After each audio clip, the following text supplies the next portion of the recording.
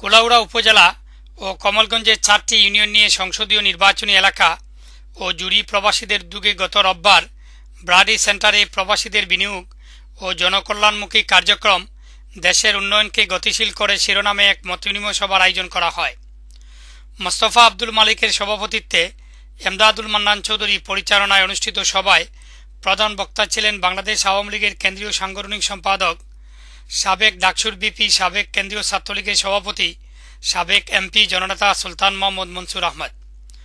সভায় ওয়েলস গেইটার সেলের কাউন্সিলের চেয়ারপারসন ছাড়াও বক্তব্য রাখেন ব্যারিস্টার মজিদুল চৌধুরী, সাংবাদিক ইসাক কাজল, মারুফ চৌধুরী, এম এ রহিম, আব্দুল আজিজ, আহাদ চৌধুরী ও রাজনুদ্দিন জালাল সহ প্রমুখ নেতৃবৃন্দ।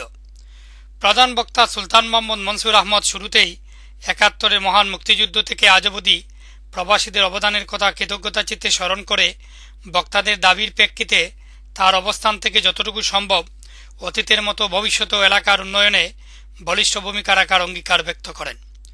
জননেতা সুলতান মনসুর প্রধানমন্ত্রী শেখ হাসিনার ডিজিটাল বাংলার আলোর মিছিলকে এগিয়ে নিতে প্রবাসীদের দেশে বিনিয়োগ করার আহ্বান জানান। Mansur Ahmed Mokiz, Bangla TV news, Cardiff.